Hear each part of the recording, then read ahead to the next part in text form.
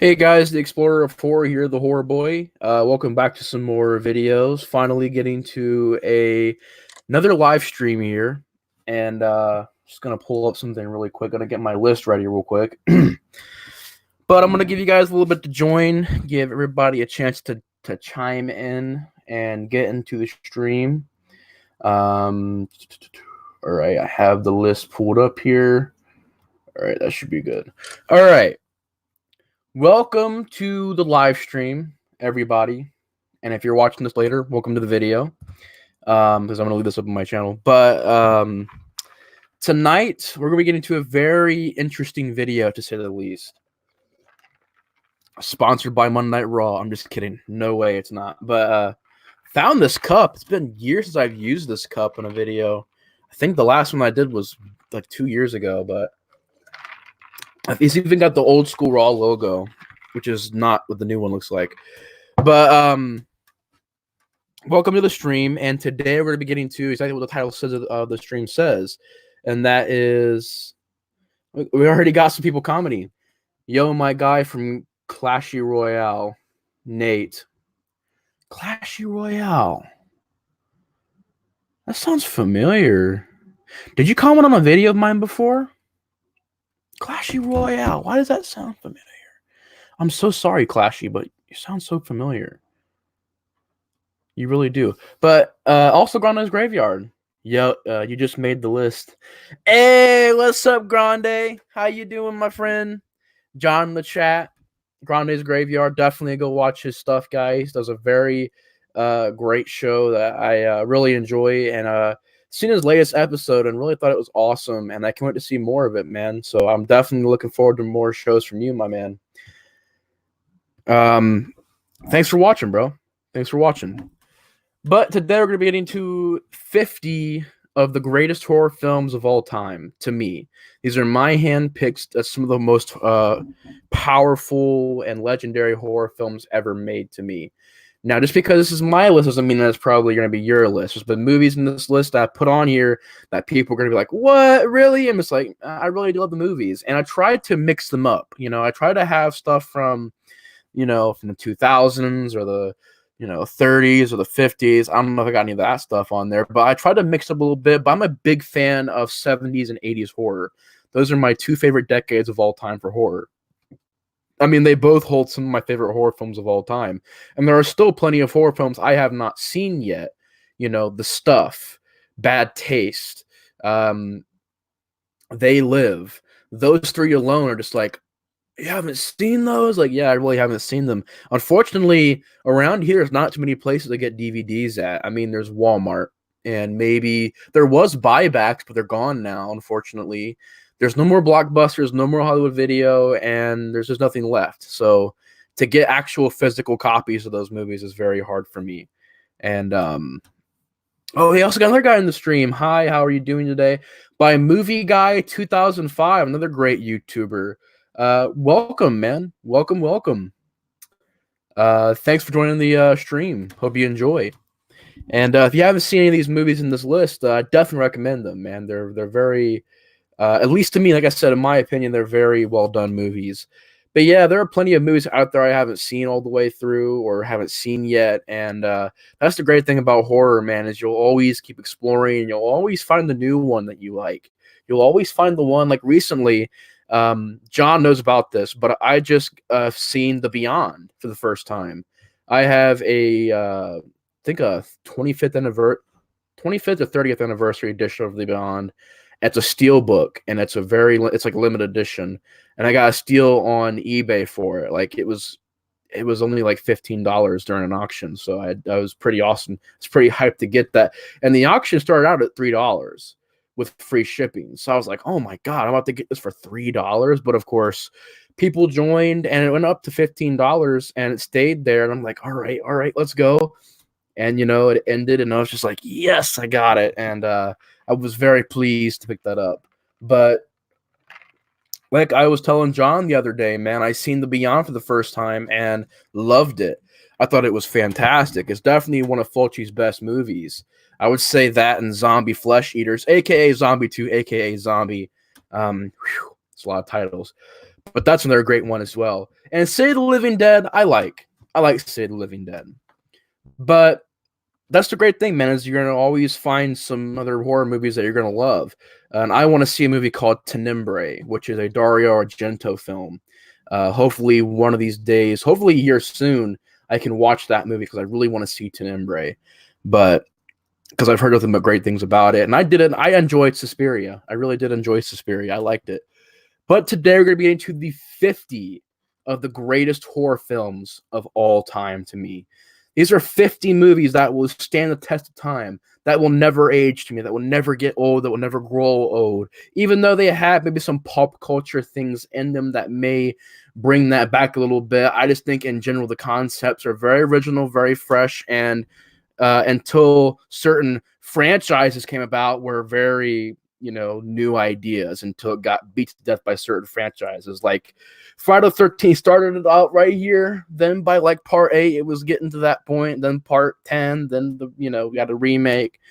But these movies to me will never age. They're classic horror films. They're movies that I feel are some of the best movies of these generations, 70s, 80s, 90s, 2000s, whatever you want to say.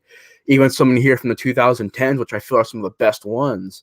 And yeah, why don't you say I stop yapping and get to the list? So, got me some Pepsi, and we're chilling tonight. Let's get to number 50. Number 50 to me, and by the way, I have the list on my phone, but I forgot to update it because I switched a couple of things out. So if I say like, oh, number 50, blah, blah, blah, and it's like, that's not the movie we're talking about. That's because I updated the list on here, but I didn't update it on my phone for some reason. But number 50 for sure. Let me just get to the actual bottom of the list. Number 50 to me is probably the best movie of what is being done today in horror. There's so many haunted house, supernatural, paranormal flicks out there that it's been done to death. And the reason why this is so low on my list is because, like I said, it's just been done so many times nowadays. I mean, you throw a random, like let's say you throw a ball and it hits a random horror movie from the 2000s. It most likely is going to be the same as the last, movie that you've seen. Like, throw it, The Gallows, garbage. Throw it, Crimson Peak, garbage. Throw it, The fucking Bye Bye Man, garbage. Throw it, you're gonna constantly get garbage. Countdown, which looks like a rip off to me, at least, of Would You Rather, or not Would You Rather, but that fucking movie that came out last year. Truth or Dare, not Would You Rather. That's actually a good movie. Truth or Dare and Countdown look the same goddamn movies. Matter of fact, I'm going to sit there and say that every Blumhouse movie looks the same. But you throw a ball, you hit any of them. But to me, this movie is still the best. And yes, it's better than The Conjuring and that shit. I love The Conjuring too. I will admit, I love that movie. I think it's a great sequel. I think it's better than the first movie. But The Conjuring ain't got nothing on this movie to me. And it's by the same guy who made it. And to me, the best paranormal ghost movie of the 2010s, to me, is the very first Insidious. Now, I love this movie a lot. I remember back in 2010 when this first came out, and I seen it for the first time, got it from the Red Box. 2010 was just a great time for just the culture in general. I mean, Red Box was starting to get really popular, and you started seeing the change from Blockbuster to Red Box and on demand and stuff like that, and streaming services really started to pick up then. And Netflix, I remember getting really popular by then. I mean, it was already popular before that, but it started really getting popular at that point. Demented Picture says this could be interesting. Yeah, it's definitely going to get interesting. So thanks for joining the stream. But Insidious, to me, when I first seen it, I thought was just such a unique horror film. And I don't own the sequels. I don't know why. I mean, I watched part 2 and I actually was getting into it, but I don't think I ever finished part 2. I know there's part 2 and 3, and then there's a 4th one. But Insidious was always my favorite because it was the first one to kind of do that feel the first time. Where the jump scares and the CGI and the atmosphere, the way it's filmed is very digital. And this movie right here would go on to inspire millions of other horror films. I mean, Sinister, you know, uh, The Conjuring, I feel, takes stuff from this movie. And this is just a plain old DVD I have of it, but yeah, this is a really good movie. I mean, I remember when I was a kid really thinking it was a unique concept and really getting into it. And I've watched it a lot since then. I just feel like nothing can really top this one. Now, like I said, the reason why it's so low on the list is because there have been so many films. And by the way, this is a ranked list. So number 50 being my least favorite of the favorites, but not saying it's a bad movie. But out of the favorites in this list, this is probably my least favorite of the favorites, but I still love it to death. And of course, number one being my favorite horror film of all time. And you guys probably, most of you guys out there probably know what that's going to be. But, and I'm not sure if I'm going to get into the whole list tonight or not. We'll see how it goes because I'm pretty much going to be gushing about every movie I talk about here. And we'll see how it goes. My max will be 2 hours. Once we get to 2 hours, then I'll be cutting it off and do a part 2. But Insidious, like I said, man, the direction by James, I thought James Wan did a great job, and I think Lee Winnell from Saw, he was Adam from Saw, he was involved with this movie. He also was going to be involved with a lot of movies after this, including directing some movies. I think he directed Annabelle and a couple other films from that Conjuring universe. And this movie definitely inspired that. I mean, you had Insidious 2, Insidious 3. They tried branching out, and The Conjuring, of course, would pretty much do the same thing, except this really, what makes this different than The Conjuring, in my opinion, better is it does that whole outer body experience thing, which has never been touched upon before, at least from what I've seen. And I really thought they did a solid job with that. But yeah, overall, the music, the tone, the atmosphere, the direction by James Wan, I mean, it's a wonderful horror film. And I think is definitely the best one of this whole haunted house, paranormal stuff that we have nowadays, which I don't like it because there's so much of it. But if you're going to pick the best one for me, it's Insidious. Insidious from 2010 is number 50 on the 50 greatest horror films of all time. So that's Insidious. Now, number 49 was Dracula from 1932. And the reason I took it off is because really, if I was to think about it, there's not a lot of John Carpenter movies on this list. There's a few, definitely some of his biggest ones. But this is definitely one of the ones that I thought I really enjoyed and I really got into a lot. And to not put it on my favorite list would be a blasphemy to me. So it was Dracula, but tonight I switched it out for John Carpenter's The Fog from 1980. Now, this movie I really do love. I mean, ever since I first seen it, first picked it up on DVD, really got into it, really loved the concept of this fog that has these spirits of these dead pirates in them. And you have some pretty brutal death scenes. I mean, people getting stabbed with swords and pretty much getting butchered. And I really enjoyed the practicality of it. I mean, even though there are some shoddy looking CGI effects here and there, I think for the most part it's practical. And real fog, real practical makeup effects on the pirates, real usage of actors. You have Jamie Lee Curtis in there, you have Tom Atkins in there, which is two great leads. And you also do got Adrienne Barbeau, or Barbell. Barbeau? Adrienne Barbeau, I think. Barbeau. Adrienne Barbeau, that's how you say it. Adrienne Barbeau. I'm so sorry for butchering that name. But you have her. She's in this movie. I think she was in... Was she in Creepshow? I think she might have been in Creepshow. But I know that she would go on to be in a lot of other great movies as well. And I thought she was great. This great radio DJ. I mean, you have, as well as you have Charles Cyphers from Halloween in there. So the cast is great. The acting is fantastic. You have, again, practical effects. My favorite looking shots are from this movie where there's a knock on the door and the door is just engulfed in fog. And they open the door and the fog kind of leaks in. And then there's a scene where this grandma gets killed. And it's pretty brutal. I really enjoyed it. I mean, I just love how practical it is. And when you watch the 2005 remake, you just appreciate this even more. It's like The Thing. You watch The Thing from 1983 compared to the 2011 movie. You're just thankful for the original movie better because this one does it practically.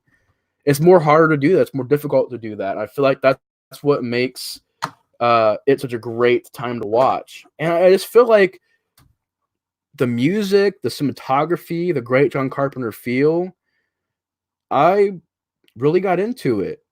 I love the story of this town is kind of holding this dirty secret that nobody knows about. They think they're celebrating these good people, but they're really not. I love all that. But The Fog from 1980 is number 49 on my list. I love it to death. Very awesome horror film. So that's that. I'm going to get my list out real quick. Okay, number 48 is a movie that from the 2000s I feel is a classic horror film. Even though I utterly despise the director because the director is a piece of shit to me because of what he did, and he's an awful person. But I do feel like this is a pretty solid movie. Just that director just is a piece of shit. And that is 2002's Jeepers Creeper number 48. Now, this is a movie that I actually enjoyed the entire franchise to, up to part 2. Then when part 3 came out, I didn't even see it. I didn't even want to see it. I'm like, it looks horrible, and I heard about it. I still haven't seen that movie. To be quite frankly honest with you, I don't want to see it because to me it looks like garbage. Utter garbage, and I've heard nothing but bad things about it. But I do love Jeepers Creepers 2 a lot.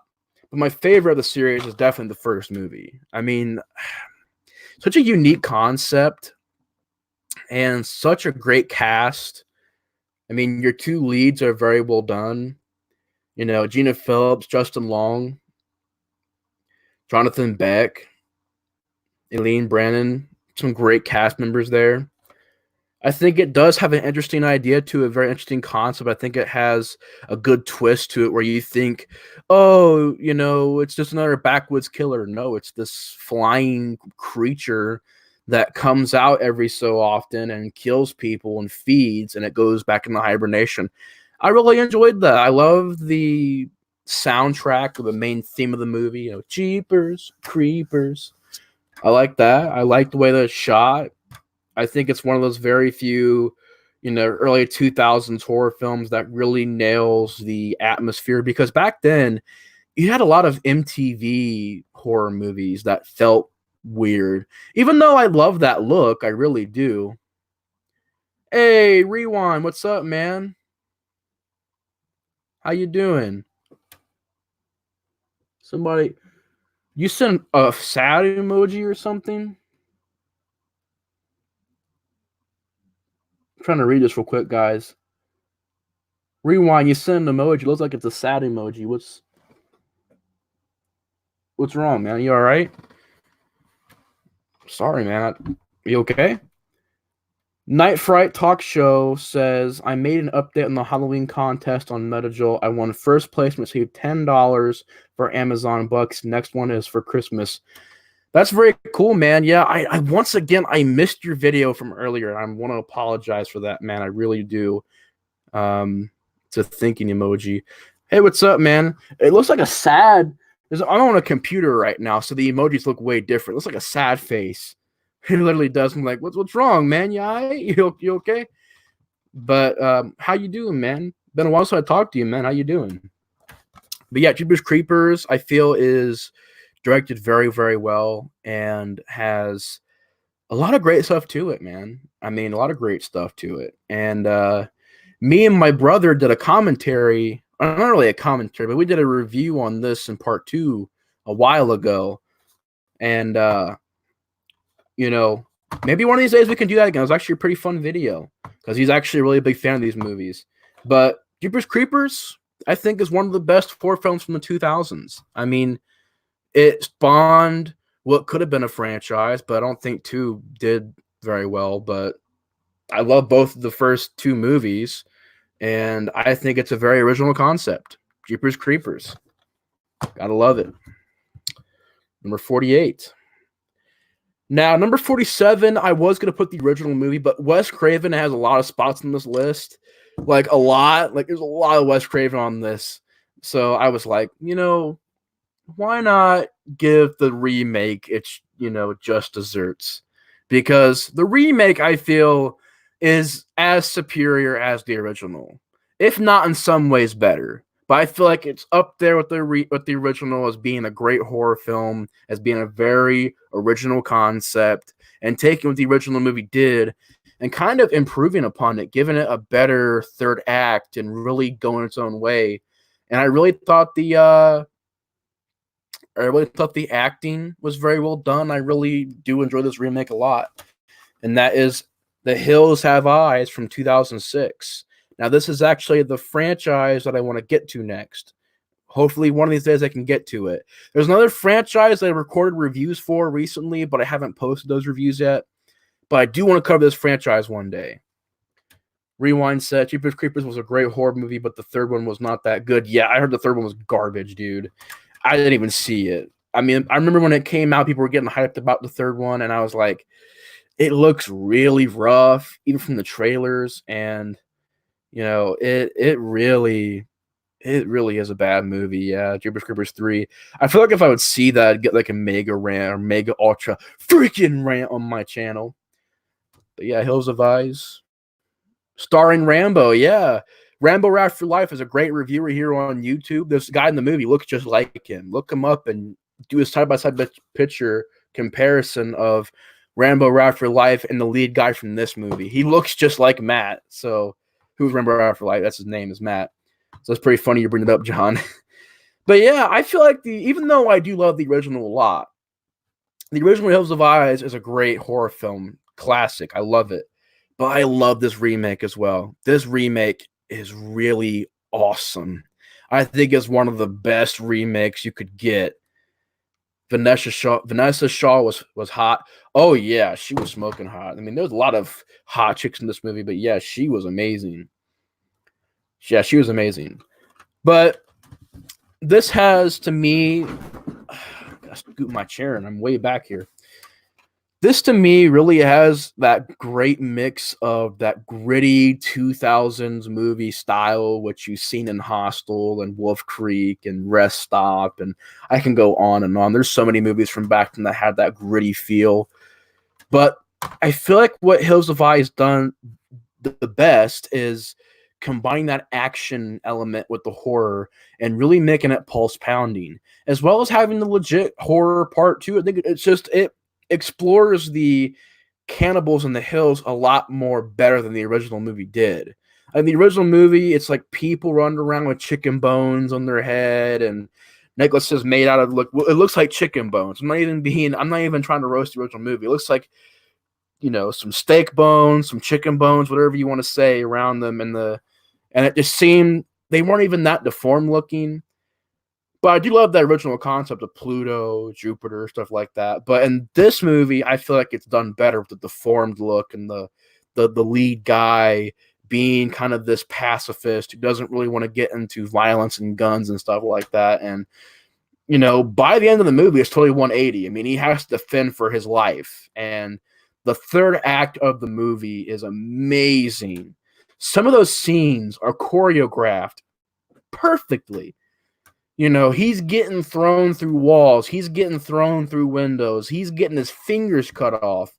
He's pretending like he's crying, then shoves a screwdriver through one of the bad guy's feet, and then takes a freaking flag, American flag, shoves the freaking flag through his neck, and then takes the axe and smacks him in the head.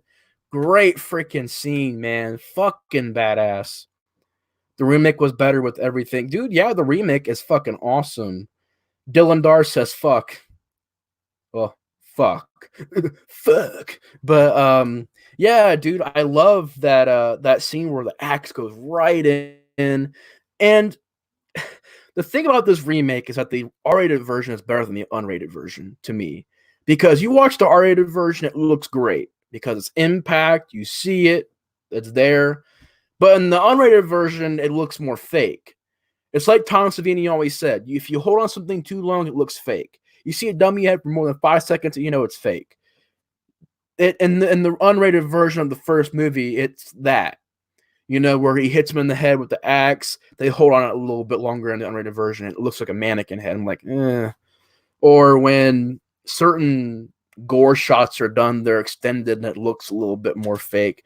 Like, that's the thing. In this movie, you didn't need an uncut version. It was already brutal. It was already done very well. There was only very few things in the unrated version that actually looked more brutal. But the original cut, I thought, really didn't need an unrated cut. I mean, it was already gory and bloody enough, and I thought it made the impact. Plus, the CGI, when you hold on it too long, it starts to show.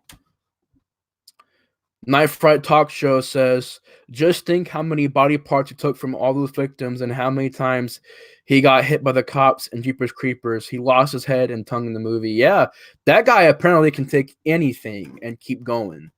Like, anything. And he keeps on going and going and going. That's what makes it an unstoppable killer. And I really enjoyed that aspect of it. But yeah, man, I mean, you got great action. You got great cast, great acting. Very competently made movie. Alexander Aja, big fan of him. He was involved with Maniac from 2012. Another solid remake that I feel is as good or better than the original movie. Depends on what day I'm watching it on. But yeah, The Hills of Ice 2006, a very, very solid remake. It kind of revived the Hills of Ice franchise because Hills of Ice Part 2 kind of killed it. Not kind of. It did kill it because it was awful from what I've heard. I've never seen it all the way through. I just like the first 5 minutes. And as soon as I seen that dog flashback scene, I was like, yeah, I'm going to go watch another movie. As soon as I seen that shit, I was like, I'm out of here. But yet somehow I sat through Creepshow 3. That's a very interesting thing to think about. But yeah, one of these days I want to do a commentary on that one. But yeah, this came out, made a lot of money. They made a sequel, which I actually did and like. I enjoyed. It's not nearly as good as this one, but I still like the sequel it got. But yeah, now that I'm done rambling, that was number 47. This next one, number 46, isn't technically a horror film, but it's pretty close that I consider it to be. And even though it's not really a horror film, it's more associated with horror. Like, you never hear any great thriller documentaries talk about it. It's always horror documentaries. So it's pretty close to me. And that is number 46, The Silence of the Lambs. Now, this movie, wow. I got to watch it again sometime because I haven't seen it in a couple of years. And it's a funny thing of this movie is that I bought it on VHS back in the day, back in 2013. And I was going to watch it and do a review on it. And like halfway through the movie, the tape broke. And I was like, oh, that sucks. So I went and bought another one. And I actually bought a DVD, and the disc was scratched. And I couldn't watch it. So I wanted to go buy another DVD. And something happened with the DVD player to where it messed up and broke, and I couldn't finish the movie. And I was like, I don't give a fuck what force is trying to make me not watch this movie. I love this goddamn movie. You ain't gonna stop me. I don't know what the fuck it was. I don't know if it was a ghost. I don't know if it was demonic possession of my fucking DVDs, players, and shit. But I had the hardest time watching this movie because every copy I got broke. And I was like, what the fuck, man? But finally got it on this DVD, which is the special edition, and finally somehow, some way, was able to finish it all the way through. Then I watched it again. I think I watched it like 3 times, not in a row, but 3 times altogether so far. And The Silence of the Lambs is really deserves all the credit it does get. And I'm not really big on movies that get, Oscars or get awards or get best picture, best sound, because most of the time they're not that good to me. Like Black Panther, I think is an okay movie, but I don't love it to death. But I feel like, this movie and Shawshank Redemption and Sling Blade really, I thought, nailed everything. The acting is solid. Buffalo Bill is one of the creepiest serial killers in film. His character is just skin crawling, no pun intended. Push the lotion on its skin, or else it gets the hose again. There's a scene where he's put on lipstick and shit, and he's like, would you fuck me? It's like, what the fuck? Creepy guy, man. And the guy who played him did a solid job. Of course, Anthony Hopkins in this movie, phenomenal job. Phenomenal. And he does a great job in pretty much every movie he's in. And this movie is just, wow. Incredible, man. Incredible. I think it's filmed very well, too. I think it looks great for an early 90s movie. This came out 1991. Looks great. Really inspired the early 90s to be just like it. I mean, really, this sparked off an early 90s thing until Scream happened. This was the most influential movie of the 90s until Scream. And a lot of movies came out afterwards. I think Mimic came out, and I think Phantoms, and I think maybe that was later on. But I know that the movies I kind of think of when I think of this movie is stuff like Mimic, Phantoms, Flatliners, those early 90s horror films. But this really, it really did inspire the early 90s. And even though I'm not a really big fan of the early 90s horror, I think this one was very unique, and it's definitely easily one of the best movies ever made. I mean, direction-wise, Jonathan Demme, great job. Score-wise, beautiful horror film. Really, really beautiful. Acting, story, characters, everything is just nailed in this movie. So Silence of the Lambs, I know every other film critic has talked about it, but dude, it's solid. Some creepy scenes, some great acting by Jodie Foster. I think she's a great lead. And you got Ted Levine, Anthony Hopkins, Scott Glenn. You know, beautiful horror film. Wonderful. We got a couple comments here. Oh, rest in peace to the director Jonathan Demme. He passed away. Wow. Rest in peace to him. Great job with this movie, man. It's a fantastic film. I didn't know he passed away. Wow. Yeah, definitely rest in peace to him, man. Great filmmaker. That's really a shame, man. Night Fright Talk Show says the new Walking Dead series on at 8. Going to watch it. Stay creepy. All right. Thanks for stopping by, man. I really enjoyed having you on the stream, man. Thanks for stopping by, bro. Then John says, OMG, you couldn't win. Yeah, man, like every time I try to watch it, I don't know what I've never had that happen before. And I've watched plenty of cursed movies. I've watched Apocalypse Now and The Exorcist and The Omen and Poltergeist. Boom. They work. I'm watching it. They work all the way through. And it's like this movie, out of all the movies I've watched over the years, this movie would never work. Every single time I went to go watch it, it would break, or my DVD player would break, or my VHS tape would break. I'm like, dude, come on, man. Yeah, it was crazy. I've never, ever in my entire life had that happen to me before until I seen this movie. Never. Such a weird phenomena. Weird. John also says, I always find it amazing that Ebert and Siskel did not like this movie. They didn't like Silence of the Lambs? Well, it is what it is. Opinions are opinions. Is any Friday the 13th movies on the list, Horror Boy, my brother? Hey, Chuck Calkins, welcome to the stream. And yes, there is a Friday the 13th movie on this list. Now, it's probably not going to be the one that you're expecting, but it's the one that I think is the most influential horror film of all of them. And we'll get to that one in a second, actually. It's not far down the list, so if you stay on, you're definitely going to hear me talk about it. But yeah, man, that's shocking to me, man. This movie right here, I think, is a blast. It's not a blast, but like, is classic, man. It really is a masterpiece. I mean, everybody says it, but I have to agree, a masterpiece. Love Silence of the Lambs. That's just crazy, man. But it's opinions. Opinions are opinions. I'll just say that I respectfully disagree. Just put it out there. Respectfully disagree. Because I actually really do appreciate what Siskel and Ebert did for every film critic. I mean, every film critic should thank them for what they did for making reviewing movies as popular as it was. So, I respect their opinion. I really do. I just would disagree. Number 45 is a great vampire movie from the 80s. 1985's Fright Night. Now, this 4-pack is great because you got The Blob, you got Christine, you got Fright Night, and you got The Seventh Sign.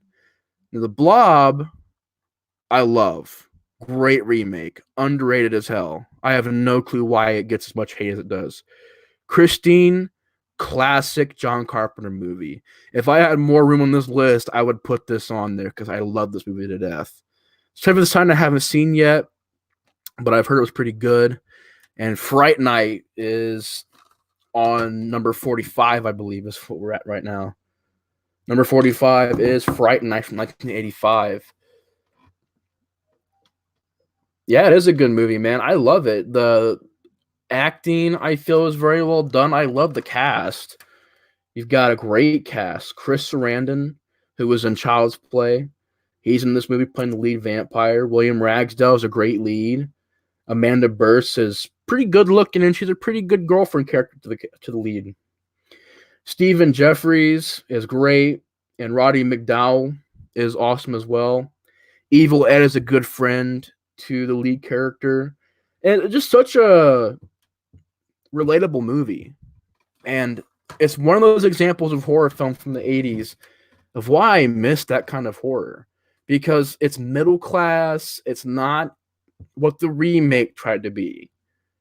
We got to get Henry Cavill. We got to get all these people. We got to get, even though I haven't seen it yet, and even though I'm a big fan of Anton Yelchin, who's in that movie, I just haven't seen the remake of Fright Night yet. Rewind says, I don't think I have seen Fright Night. It's a great movie, man. It really is. Try to pick up the one from 1985 because there's actually a lot of Fright Night movies out there, but the original one is definitely the best so far. And I haven't seen the second one to this or the remake sequel, but this one is really good. And I just feel like movies nowadays don't get made like that, with the middle class aspect and putting yourself in his shoes. Have his next door neighbor is a vampire, and Chris Sarandon is great in the movie. Not only does he play a good vampire, but he does a good job of kind of hiding that from the rest of the world, and he kind of has this guy who's his servant. And I think the special effects in the movie are really good. I think it has some fun performances in there. I think it has some fun scenes. And overall, very fun blast of the time. Fright Night, the original, definitely a classic, man. And an 80s classic. I mean, the music. Hey, the horror geek is here. Hey, man, how's it going? Talking about Fright Night, number 46 on my list, man. I think it's number 46 or 45. 45, not number 46. Talk about Fright Night, man, from 1985. Talk about how it's an awesome flick. I love the music to it as well. I mean, when they walk into that club scene and the music's playing, that totally 80s dance music, and Chris Sarandon is kind of seducting the lead guy's girlfriend. I like that. It was pretty good scene, and I like how the music plays. It's a very, very well done scene. And I like how throughout the entire movie, you think that Roddy McDowall, he's a host of this show, Fright Night, and he's the vampire hunter. But in real life, he's like, it's just a TV show. I'm just an actor. And I like how he kind of has to actually become a vampire hunter and become a vampire killer. I love that because at first he's like, he's running away. He's not sure about it. He's like, screw this. And by the end of the movie, he's acting all professional, like, yeah, I am a monster hunter. I love it. I love it. He's my favorite part of the movie. Him and the lead guy, William Ragsdale, and Chris Sarandon. Great, solid jobs. I love it. Roddy McDowall is a legend. Fredna is a classic. Roddy McDowall is a legend. Chris Sarandon makes a surprisingly good vampire. Yes, I agree. That's why I gush over it so much because it's. I agree 100%. It's the great blend of everything. The blend of the horror, fun, vampire. It makes it for it's fast paced. It's well edited. It's well shot. It's just a fast paced, fun ride of a movie, and definitely easily one of the best vampire flicks from the 1980s. Fright Night from 1985 is number 45. Now, 44, I could have sworn I changed. I think I changed it to, because it was originally it was Reanimator from 1985. That's a great movie. Reanimator is, love it to death. But I swapped it out for a movie that John had told me about, and I was like, man, I really did love this movie, and I don't have any of the movies on this list at all, so might as well just put it here. Sleepaway Camp 2 Unhappy Campers. And the reason why I don't put the first Sleepaway Camp on this list is because even though I do love the original Sleepaway Camp, to me, the second movie is the best one of the series. It's such a fun time with a great cast.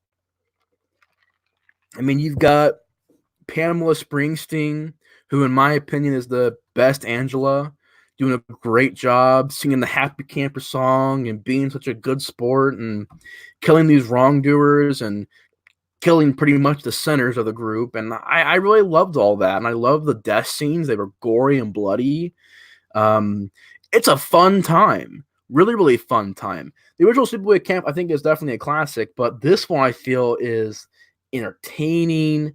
I enjoyed the death scenes. I enjoyed how it was really enough a very influential horror film if you think about it. I mean, the first one is a classic. I do love the original movie, and it has a great twist. But this one feels like a Scream prototype, where it's acknowledging slasher movies. It's acknowledging the tropes of the genre. It's embracing it. Really, honestly, it is. It's embracing it. And it says, all right, this is what it is. This is what happens in pretty much every single slasher movie. Let's have fun with this, man. Let's just go balls out crazy in this movie and just go for it. And they really did do a solid job with that. I mean, you have a Jason mask in the movie, a Freddy glove, Leatherface costume. Very well done. I like how Angela in this movie is different. She's not this, quiet, shy, kind of person. No, she's like, yeah, she's prep, she's happy. She's walking around the camp. How you doing? And then if somebody's smoking dope, she just goes out there and kills them. I'm just like, oh shit. Very fun character. I know, John. I was like, dude, it was gonna be Reanimator, which is a great horror film as well. But I gotta put this on there somewhere because I loved it so much. Pamela Springsteen for Queen of England. Oh, hell yeah.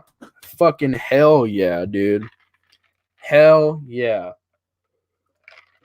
Pamela Springsteen kicks ass and takes names all fucking day. She's amazing. Even though I do think the actress from the original movie did a great job as well, Felissa Rose, I really did think she did a great job. I just think it's two different characters. Like, it's Angela, but it's a different take on Angela. And Pamela Springsteen was never in a bad movie. I mean, really, honestly, I love Part 3. Part 4 didn't even have her or the original actress. And the real Part 4. I can't believe I just fucking did that shit. I tried doing that with 4 fucking fingers. I'm a fucking stupid idiot. But yeah. The real Sleepaway Camp 4 has Felissa Rose in it, but they totally misuse her in that movie. And, like, you got her to sign a film contract. She's actually there on set for most of the movie. And you're telling me you put a costume on her? Really? Like that was really bad, man. John says, much respect, brother. Thanks for getting my girl Pam on the list. I'll definitely do. I had to. I love Part 2. I think it's one of my favorite slasher films of all time. It's a great, great, great movie. But yeah, I swapped out Reanimator for Sleepaway Camp 2 because I feel like Sleepaway Camp 2 is a lot of fun. And that was number 44, Sleepaway Camp 2 Unhappy Campers. Number 43 is my favorite movie from the Quentin Tarantino and Robert Rodriguez crossover. Even though I do like Planet Terror, I do like that movie. I do enjoy it. I don't think it's nearly as good as this one, even though I do like it. I think this one's a lot better. And that is the original 1996 '97 classic, From Dusk Till Dawn. Man, I remember when I first seen this movie, and I fell in love with it instantly. Fell in love with it. It's an awesome concept. I love the whole idea of the Gecko brothers, how it starts out as the Quentin Tarantino. They're running from the police. They're trying to get across the border. They're trying to go to Mexico. And they're great characters. I mean, Quentin Tarantino's a creepy guy. Fucking, I thought this is the fucking best performance by George Clooney I've ever fucking seen in my life. And I haven't seen too many of his other movies, but this movie, him and Harvey Keitel, Tarantino, Juliette Lewis, Danny Trejo, great jobs, man. Great jobs. And you have Salma Hayek. Woo! Salma Hayek. Cheers. That's what I gotta say. Cheers to Salma Hayek. She's beautiful in this movie. Utterly beautiful. And I remember when I first seen it, I was like, you know? I mean, who can't, man? Who can't? There's a lot of great stuff from Dusk Till Dawn. Savini as Sex Machine, Danny Trejo as a vamp, Salma Hayek, dude. So many great things. And I think it's just Garfield. The horror remake of Garfield. Probably is going to exist one of these days.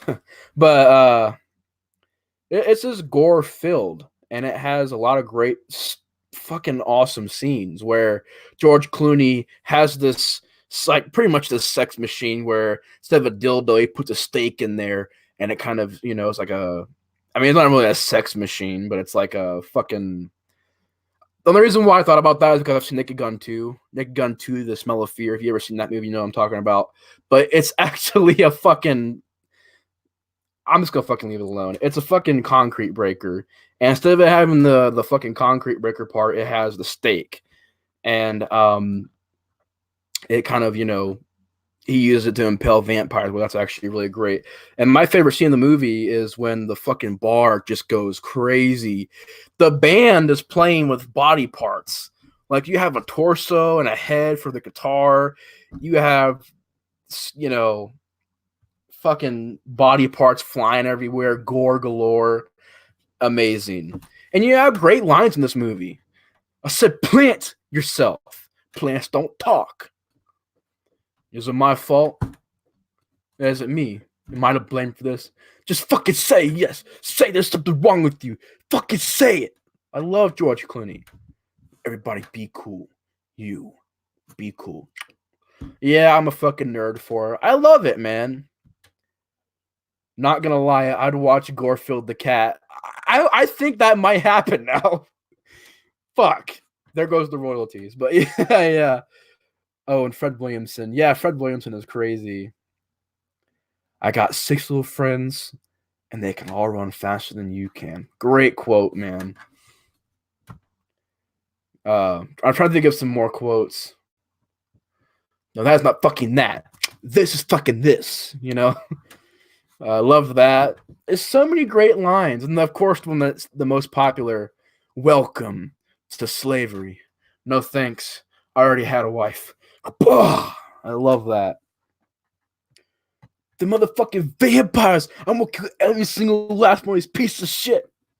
I fucking love it, man. Every single line from fucking Clooney I love. And Tarantino is creepy too. He's very, very well done in the movie. Kind of this creepy brother with the gunshot in his hand, tapes it. Great music to the movie. The whole score sounds badass. I love the bar atmosphere. Robert Rodriguez's direction is wonderful. I love Desperado.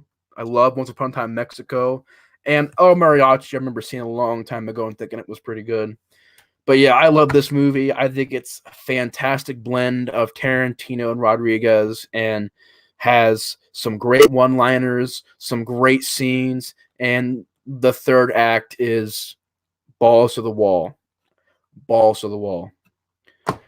Psychos do not explode in sunlight. I don't give a fuck how crazy they are. Fucking love it, man. So yeah. Number 43 is From Dusk Till Dawn. Number 42, I feel is, and this is proven, is one of the most influential films from the 2000s. And it really kickstarted that whole torture porn craze, which I do that because it seemed like anymore certain great movies like Wolf Creek and Rest Stop kind of get tossed in the garbage with the rest of the quote unquote torture porn movies. Like, I do legit enjoy those movies though. I love Wolf Creek and I loved Rest Stop, two great modern day horror films to me. Dark Ride, same thing, kind of gets thrown in there. I don't know why. It's a slasher film, but I've always heard Dark Ride. Oh, it's torture porn. I'm like, it's not even a fucking torture movie. But whatever. But yeah, I think this one is the best movie from that genre, and it's the one that I really enjoy the most. And it's my favorite one in the series. Saw from 2004. Tarantino looks like a rapey Herman Munster once he turns vamp. Yeah, his makeup on that does look like that. Great point. But yeah, Saw from 2004, directed by a young James Wan. He would go on to really make a lot of great movies. I mean, after this, he made Dead Silence, which Dead Silence is all right. He made The Conjuring, which everybody loves. I don't love The Conjuring at all. Conjuring 2, which I do love. Insidious, which I love.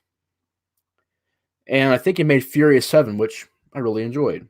So James Wan got his start with this really low-budget movie he made a short film for. It's a really inspiring story. This and Lights Out, even though I haven't heard the best things about Lights Out, it's inspiring stories where you make a short movie, you put it out there, you put maybe $100, $200 into it, maybe more. Low budget. Somebody picks it up, somebody sees it, boom. You've got Twisted Pictures, and you've got, what was the other company? Lionsgate involved. And this is one of those movies that really made Lionsgate big. I mean, this was a huge hit when it came out, enough to make a sequel, and that sequel made enough to make another sequel, and that sequel made enough to make another sequel. And it spawned a franchise and became one of the most influential horror films from the 2000s. And it really started out as a great thing to me. It's an original concept. It's Saw gets bad. Like at Saw 4, things get bad. But Saw 2 and Saw 3, I legit enjoy. And this movie, I think, is the best. All the Saw movies, I don't like, is what Rewind says. Dude, the Saw franchise gets a lot of stuff said about it. I mean, it's got to be a cup of tea. It really, you have to get into it. It's a certain kind of horror film. But I respect your opinion on that. Yeah, it's not everybody's cup of tea. It's like Hostel, it's like Cabin Fever. It's not everybody's cup of tea. But he also says Lights Out was okay. Yeah, I haven't seen it, but I haven't heard it was too bad. I honestly didn't hear too much about it, but maybe when he says I can see Lights Out. But Saw, I love the idea of it. Two guys waking up in the bathroom with the chains on their feet. Jigsaw is a classic killer, very iconic. Tobin Bell started his career with this movie, and I thought his voice, his look, creepy and intimidating. Definitely the best parts of these movies, even this one. You have Cary Elwes in this movie, who was a great actor. I mean, he's been in Shadow of the Vampire. That one movie, I can never remember the name of it, but he plays this like masked guy who sword fights with people, and I forget what it's called. It's from the 90s, I think, or the 80s. It's pretty famous. I mean, people love it. Maybe somebody in the chat could put it in there, but he was in that. I mean, he's been in a lot of movies. Great actor. You also have Leigh Whannell in the movie. And people say, oh, the acting sucks. I'm like, it's not that bad. You think this acting sucks? You better go see some other movies I've seen. I think this acting sucks. This acting is Oscar compared to some other movies I've seen. And it's not even honestly that bad to me. It really isn't. This is the uncut version, so you're going to get more gore with it. So if you're a fan of it and you want to see more gore, the uncut version has more gore. Rewind says, but I still watch all the Saw movies, though. Laugh out loud. Yeah. It's kind of hard to get into it and not watch the rest of it because they all follow each other. You know, their linear story. But I don't think the acting was that bad, and I love the idea of the traps, the barbed wire maze. Seen midway, seen midway today. Really good. Midway, never seen that before. Interesting. VP Yeezy says that. The Princess Bride. Thank you, Chuck Calkins. Thank you. Yeah, that's what it was. I actually enjoyed that a lot. The Princess Bride. Enjoyed that. And Shadow of the Vampire. Enjoyed that. And it's also in Robin Hood Man in Tights. So I enjoyed that too. Great movie. But the bear trap, cool looking trap, the barbed wire maze, the trap the guy has this stuff all over him that can catch him on fire, and the glass on the ground. I love all that. I love the idea of, Dr. Gordon, cutting his ankle off. Or cutting his foot off. Sorry guys, I'm a little tired tonight, but I'm trucking on through it. Got some caffeine now. I think I'm good. But I like how Dr. Gordon has to cut his foot off. Brutal scene. You also do got a great cast. Danny Glover's in the movie from Predator 2, as well as Lethal Weapon. Great actor. You also have, like I said, Lee Winnell, Tobin Bell, Shawnee Smith. Great acting. Great cast. And a cool concept that I really enjoyed. So, yeah. Saw, 2004. One of the best movies from that era. Number 42 is Saw. Now, number 41 is, I think, one of the best modern-day horror films of all time that I was really a big fan of, and I really thought it was a solid horror film. Rewind says, have you seen the new Saw movie, Jigsaw 2018? Yeah, I seen that. That movie sucked. I mean, I did a review for it where I was like, yeah, it's okay. But that and Blair Witch and Leatherface do not hold up. Like, I went back and rewatched all three of those movies again, and Jigsaw is garbage, man. Garbage. But this movie is one of the best horror films from the 2010s, and I love this movie to death. And that is It Follows from 2014. This is the Steelbook edition, the Blu-ray, which has some pretty good features to it. If you're a fan of the movie, definitely pick this edition up. It Follows. Just another horror film with a very basic concept that really nails it very, very well. The STD aspect is very creepy. It's definitely something that never really got touched on too much. I mean, Contracted is another movie that touches on that, but that's a scary thing to touch on. STDs. We're talking about males or females or whatever. STDs are scary. That's like one of the creepiest ideas for me. And this and Contracted and Raw really touch on great subjects. And in this one, it's an STD, kind of an STD killer. Contracted, it's a little bit more of an STD, like, from hell. But this one is more about this killer that follows you, this curse that happens. And if you have sex, this demon follows you until it kills you. And then it goes back to the rest of the line until everybody's pretty much been killed. Now, even though there are a few things in the movie that I thought were like, why couldn't you do this? Why couldn't you do that? Like, why couldn't you just trap it somewhere? It can't teleport. It can't, do anything. So why don't just open up like a bank or something like that? One of those old school giant banks. And you kind of bait it in there. Then you run around it and run out, lock the bank door, boom, the vault door, it's locked in there. One of those bank vaults. Put it in there, lock it in there, it's done. It can't do anything to you anymore.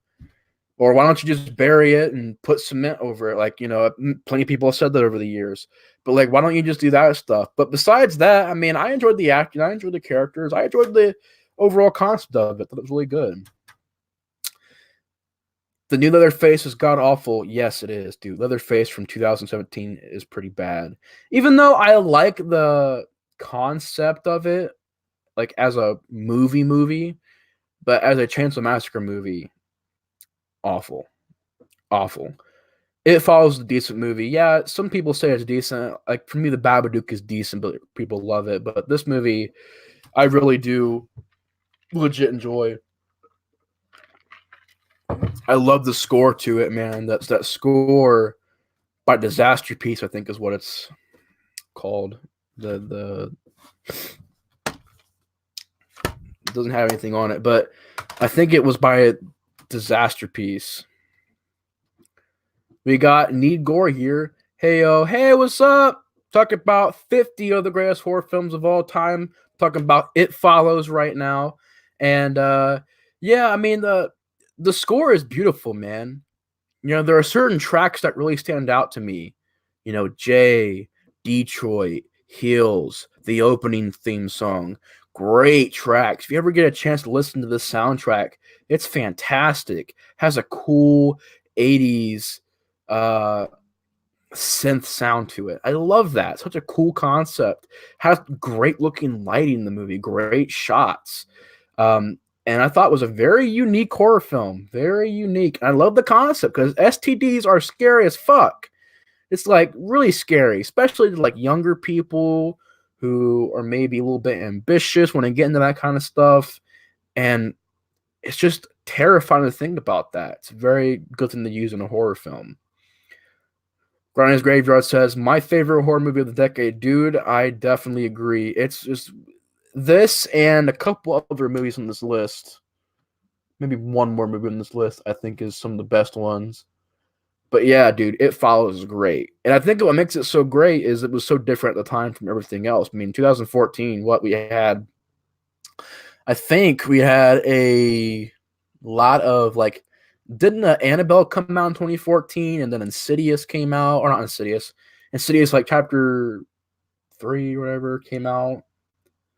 Some of those fucking movies came out. The point is, 2014 wasn't the greatest year for horror. And this one coming out was definitely a good change to it. Need Gore says, nice, man. It follows the real effective, receives unwarranted hate. Yeah, man, I agree. I don't understand that. I mean, yeah, I mean, you could trap the killer, and yeah, the killer really isn't that smart, but it's still a cool concept. I like how it shapeshifts. I like how it's original idea, and it uses such a basic concept to really do its job, very well. And it looks great, especially on Blu-ray. It looks beautiful. Soundtrack, beautiful, man. I love the style of it. I love how it goes back to horror basics. I just really admire that. It took a chance, man. It took a chance. So yeah. Number 41 is It Follows. Love it. Yeah, this is definitely going to take a couple of parts to get through because we've only made it. We are just at number 40, and we were already an hour in, so it's definitely going to take a couple parts to get through, but we'll get it done eventually. Number 40 is what Chuck was wondering about, if he's still here. You're wondering if I put a Friday the 13th movie on this list. Well, I did, but it's probably not the one that you're going to expect. But Friday the 13th Part 1. Yes, Part 1. Love Part 2. Love Part 3. Love Part 4. But if you ask me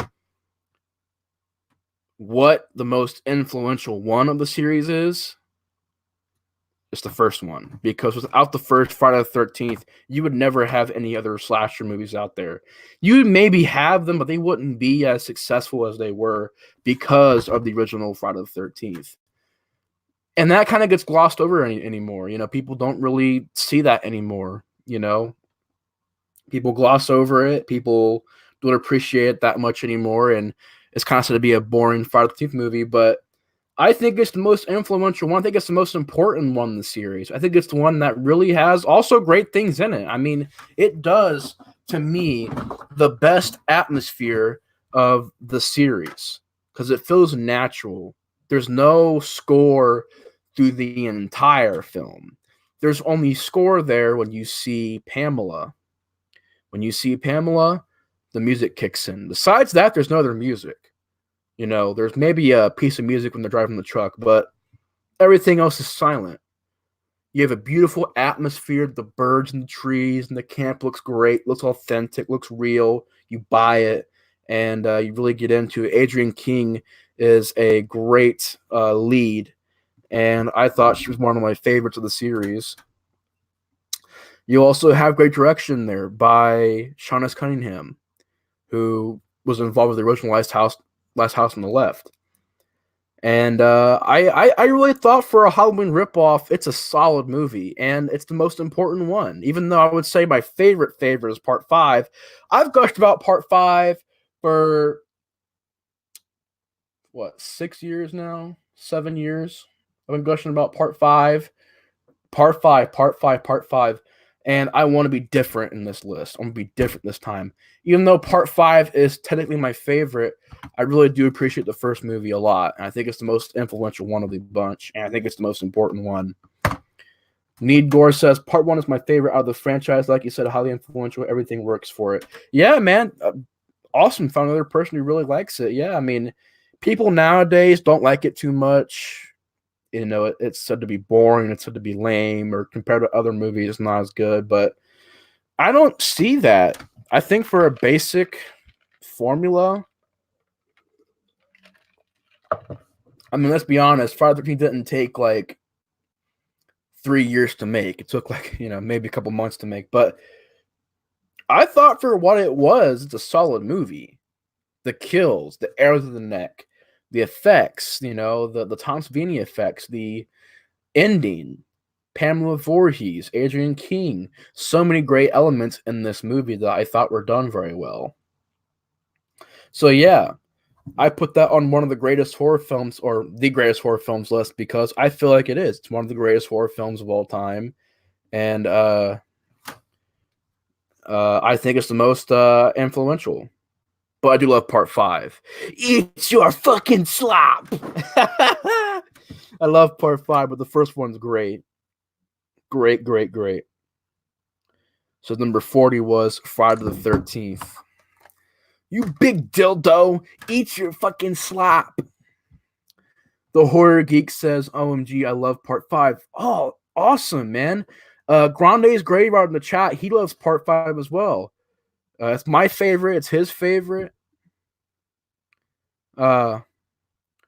He says, the Horror Geek says, 15 years ago, I wrote a piece about how it's the serious misunderstood masterpiece. Definitely, dude. I'm so hyped to find another Part 5 fan. I mean, you, John, Pizzal, you guys are the only people who I know who consider their favorites. But, dude, yeah, I love Part 5. John Grande's Graveyard loves Part 5 as well, man. We're big fans of it. We've done streams about it. We talked about it plenty of times. Love Part 5. Cheers to Part 5. Need Gore says, no way. Part 1 has really good kills, too. Honestly, it's the only scary one. Ha, saw it as a kid. Yeah, I saw it as a kid, too. It actually does have a very sinister, dark feel to it. It takes itself very seriously. It does that very well. So I agree with you, man. It's very well done. Part 1 is awesome. Grande's Girl says, why do you feel Part 1 never gets its credit, like Halloween, Elm Street, or Texas Chainsaw Massacre? Well, because it without Part 1, there would be no flood of slasher movies. There'd be no Sleepaway Camp. There'd be no The Burning. There would be no camp slasher movies. There would be no Visiting Hours. There would be no Silent Night, Deadly Night. There would be no anything like that. Anything that you could think of, there would never be it. So I feel like without the original Friday the 13th, it doesn't get the credit because, the sequels have come out and, they're pretty good. And people always say, well, Part 2 is better. Part 3 is better. Part 4 is better. And it honestly is forgotten. It's like Sleepaway Camp 1. It's forgotten. It's a forgotten movie, been left in the dust. People have kind of been like, oh, yeah, I'm going to go throw it up to the side. And yeah, I'm like, Part 3 is better. Part 4 is better. I'm like, but still without Part 1, it wouldn't be as big as it got. Chuck Hawkins says, I love Part 5 Friday the 13th movies. Dude, the first, I heard that wrong. Chuck Hawkins says, I love the first Friday the 13th movies, the first 5. Me too, man. The first 5 are the best to me. And I really think they're great. Solid movies, all classics to me, all classics. Steven Herrera says, "Yo, any Italian horror in this list? Would love to see some Cemetery Men, New York Ripper in this list."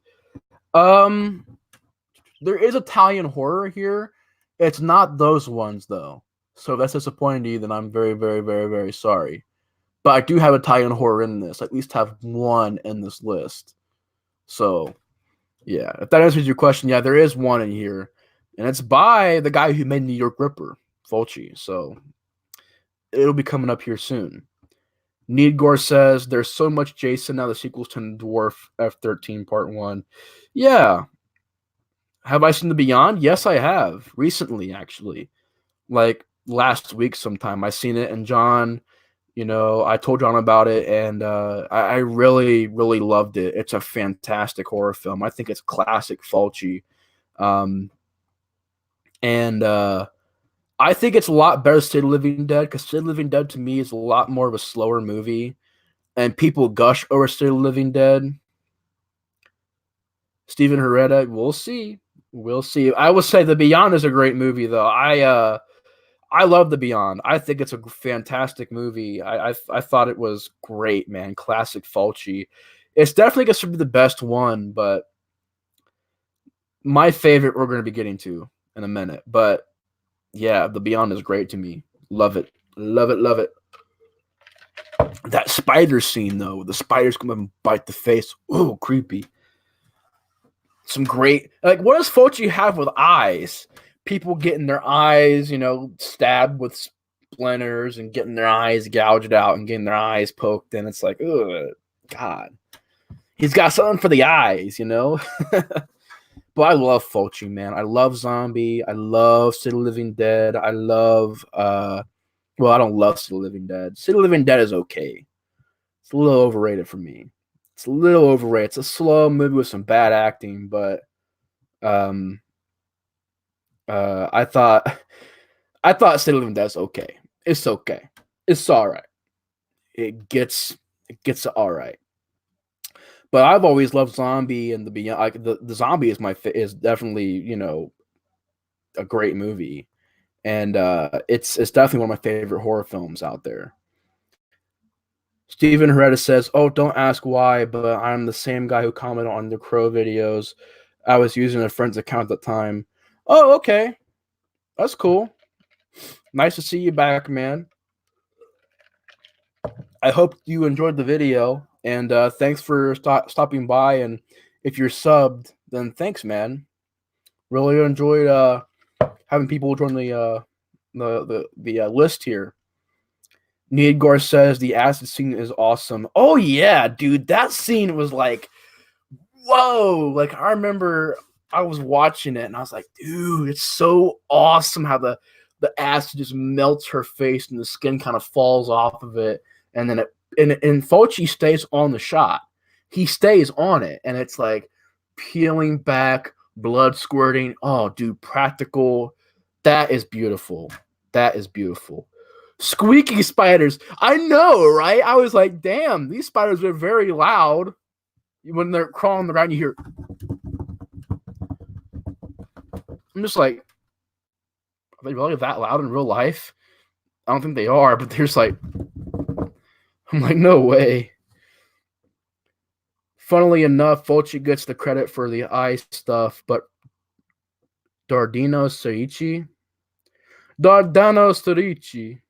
wrote all those scenes in the original scripts. So he's the guy who came up with all the eye gags. Interesting.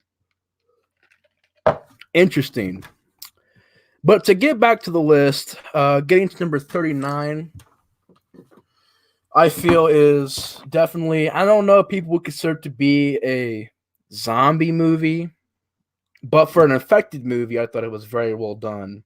Once again, one of those movies from the 2000s that I absolutely adore, and I love the sequel as well. But this one is from the UK, I think. From the UK. I think it is.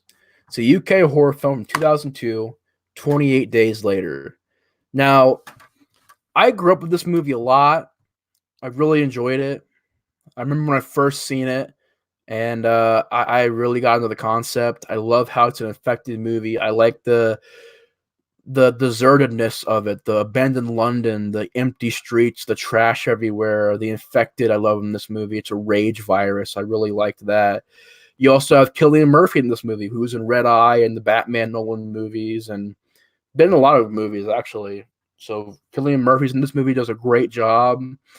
It's a low budget movie, but it uses that very low budget to its best.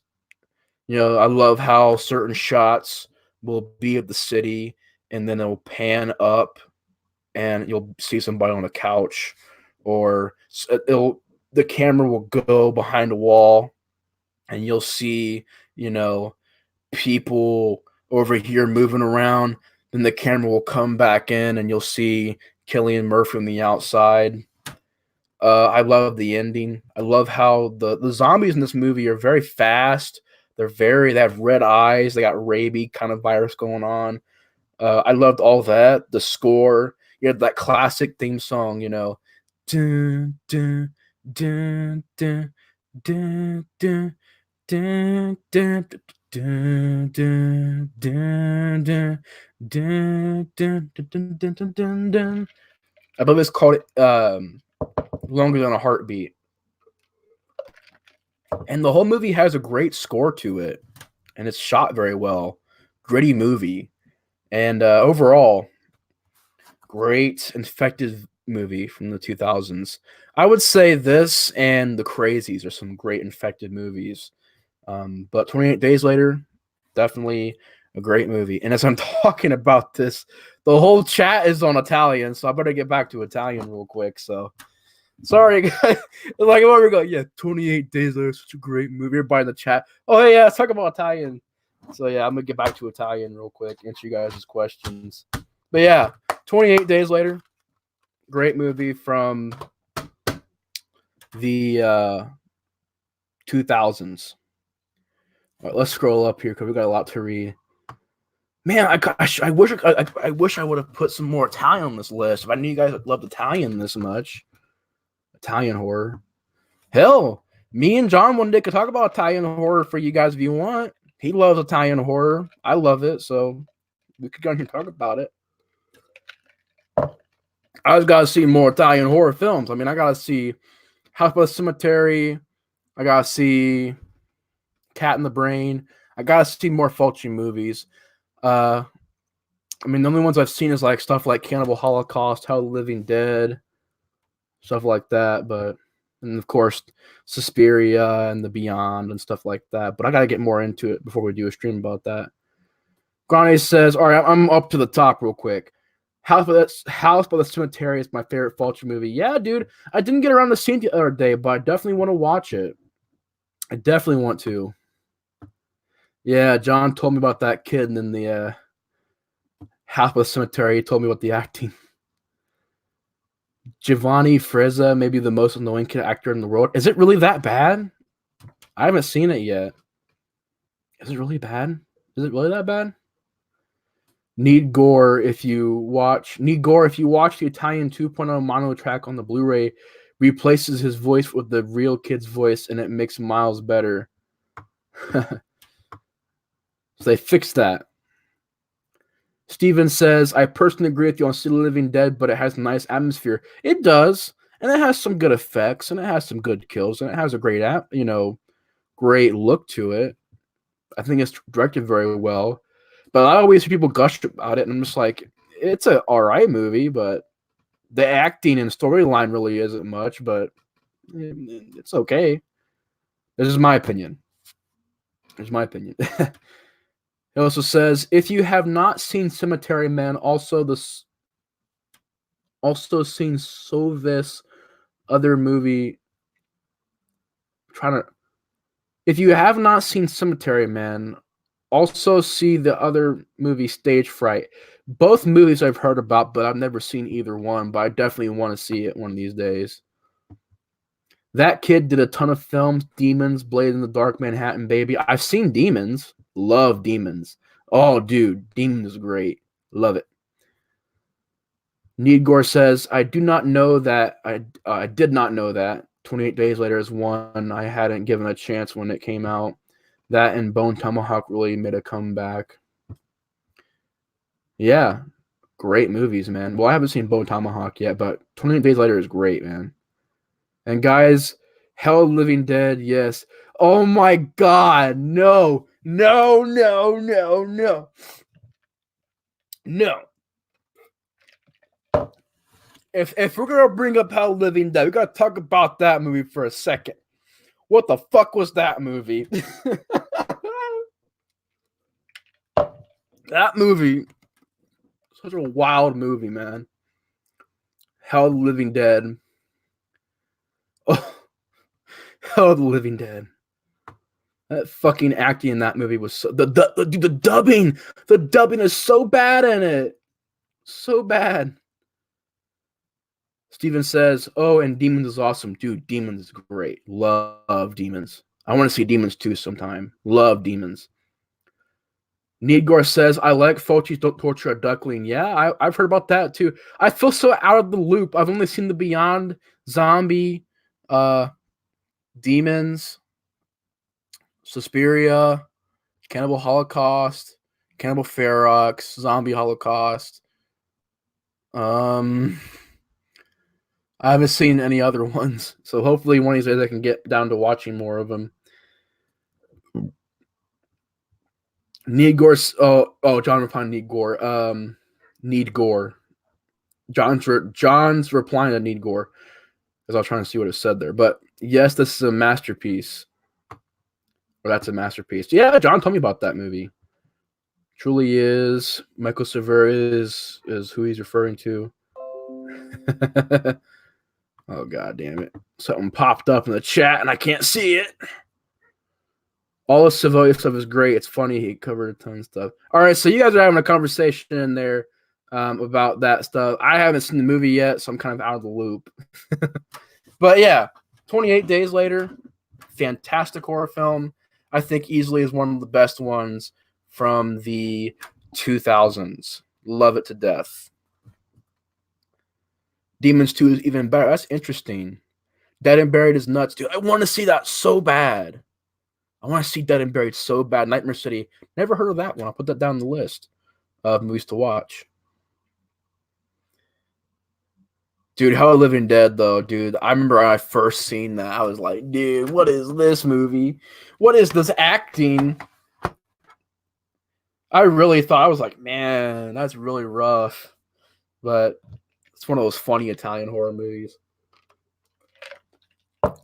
But City of the Living Dead, I mean, if you guys are really big fans of Italian horror, like, just a legit question to you guys, like, why do you guys think that City of the Living Dead gets a lot of credit? And why do you guys love it a lot? Like, just a legit question. I'm very curious about that because I'd like to get, discussion started. But what makes City of the Living Dead, a.k.a.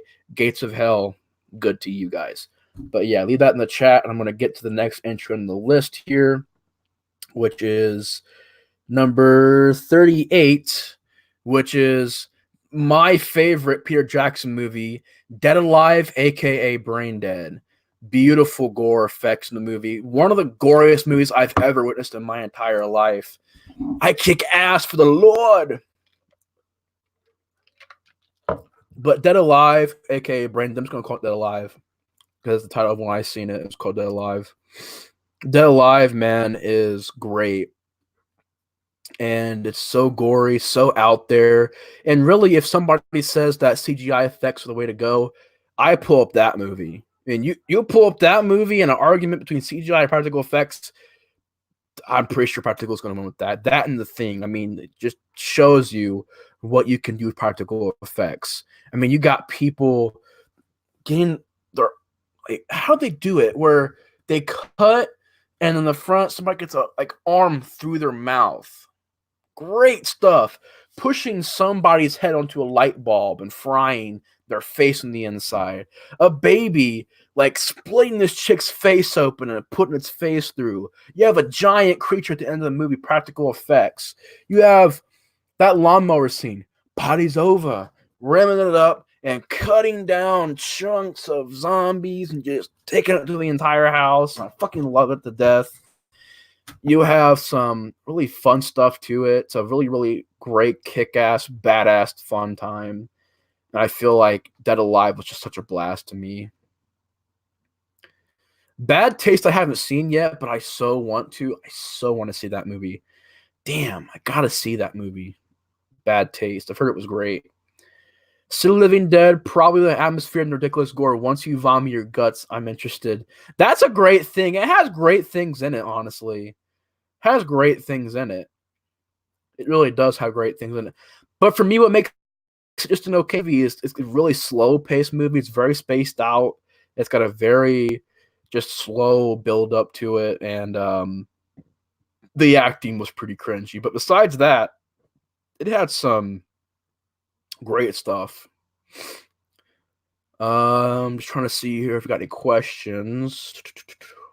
Korean horror I heard was pretty good. I haven't seen too many Korean horror movies. Japanese horror I love, but I want to get more into it. I've only seen a handful of them. Fuck the American remakes of fucking Japanese classics. Fuck the remakes of those. You know, you have pieces of shit like Dark Water, and I think Dark Water is a remake. The Eye, oh god. You have The Grudge, which the first Grudge is okay, but the rest I don't remember them at all, to be honest. The Ring I watched years ago, and I'll be honest, for some reason, somehow, some way, I don't remember being too like excited for The Ring. Like, I don't know, I haven't seen it in years, but I don't remember loving The Ring, but I'll have to watch it. I haven't seen it in like a decade, so.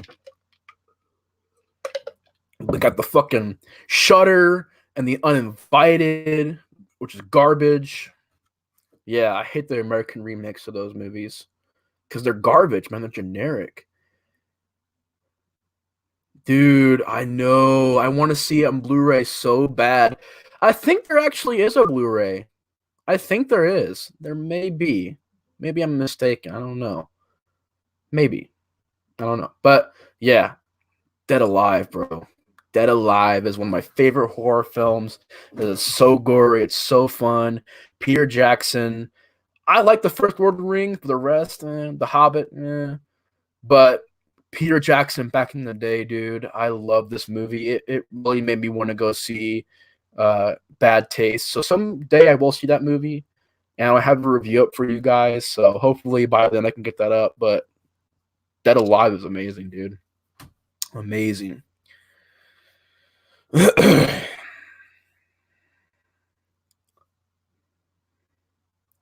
Oh, you mean the Eaten Alive, the cannibal movie? I thought you meant Eaten Alive from Toby Hooper. I always get those mixed up, but Eaten Alive I heard was pretty good. I didn't hear it was pretty good. I heard it was honestly I didn't hear much about it. Is it good? Anybody out there that's seen that movie? Is it good or is it bad? Let me know. I haven't seen it yet. There's a Blu-ray, but it's OP and goes for 100 plus. Holy shit! For a Blu-ray? Fuck, man. I really want to get on Blu-ray. Damn it. I guess I'll have to wait then. Fuck. I can't even find DVD of it anywhere. I found DVD one time and it was like $30. I was like, what the hell? But yeah, I can go buy The Forest for $5. I can go buy these other horror movies for like, $1 or $2.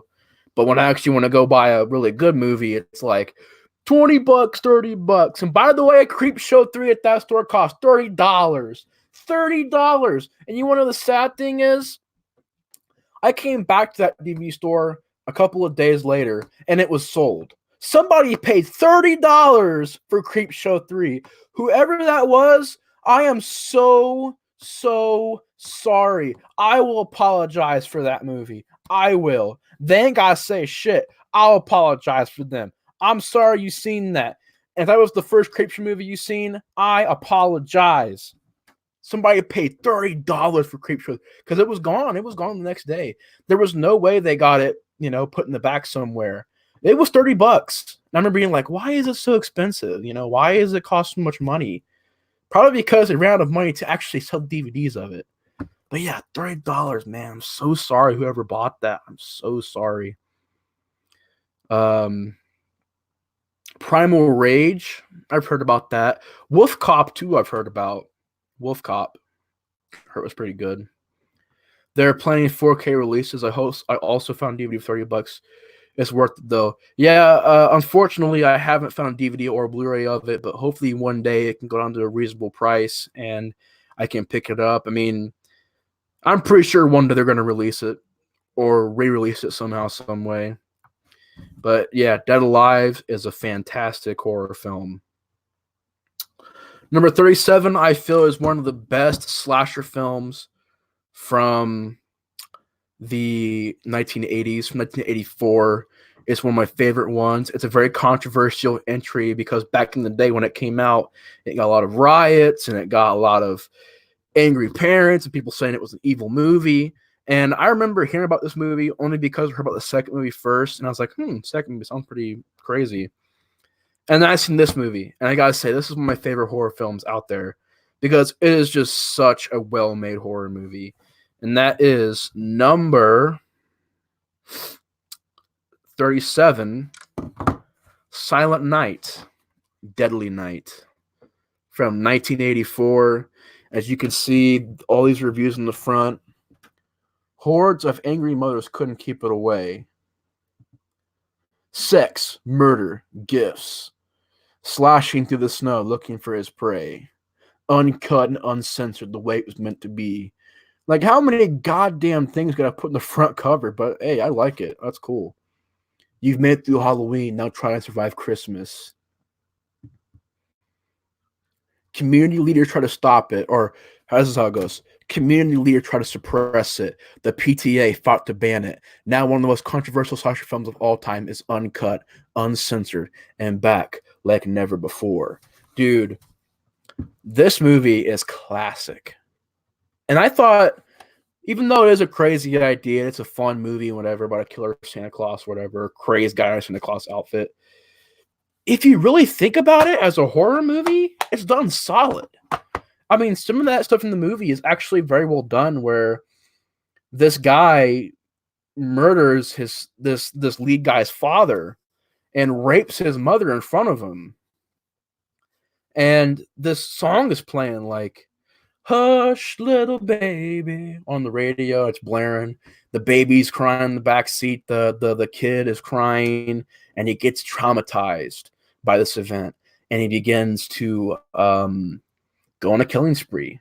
But it's not till years later he goes to this place where the Mother Superior is, and she, beats this. And you really feel bad for this guy. You feel bad for him because, he gets beat by Mother Superior.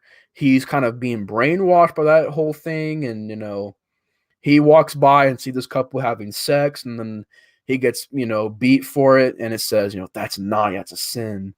And he grows up to be this very whacked out guy who at first you think, he's very, calm and collective. He's a very kind person. You feel bad for him. He's legit. Like, you look at the character, you're like, that's a good person. He's a good kid. And unfortunately, he unfortunately had this happen to him, and it made him go crazy.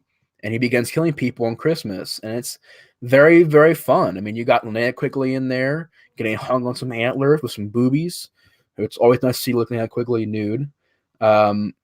You have the lead guy, saying naughty and killing people. You have a great death scene where a guy is sliding down this hill, gets decapitated. Great kill. I think the whole Christmas atmosphere is very well done. You have one of the greatest 80s montages of like all time is where the warm side of the door, whoa. Where he's putting things back on the shelves, and that music's playing, and his boss comes out and it's like, and this guy offers him a drink of whiskey. He's like, nah, and holds up this milk carton. I love it, man. I love it so much. Such a Such a fucking such a fucking great stuff. Here's the Uber driver. Get out of my car. Get out of my car right fucking now. You okay, man? Okay, now. Genius film, dude. Yeah, I love this movie. Hey, what's up, Good Super, my friend? What's up, man? Welcome to the stream. Says, sorry I couldn't join from the start time. I was rewatching Suspiria. It's totally fine, man. We talked about plenty of classic horror on here so far. And discussed movies like From Dusk Till Dawn, It Follows, Friday the 13th, 28 Days Later, Hills of Eyes, Jeepers Creepers, The Fog, Insidious, Silence of the Lambs, and Fright Night and Saw, if you got all that. But yeah, that's what we discussed so far. Steven says, off topic, how is the Hatchet franchise? I'm curious if they are fun as well as they may out to be. It's not what? Oh, the Fiend Rambling Rabbit. Hey, what's up, man? I thought that was familiar. What's up, man? From JG Dark's channel. So is Chuck. Chuck knows you, then he remembers you. JG Dark, also a great YouTuber. I was reading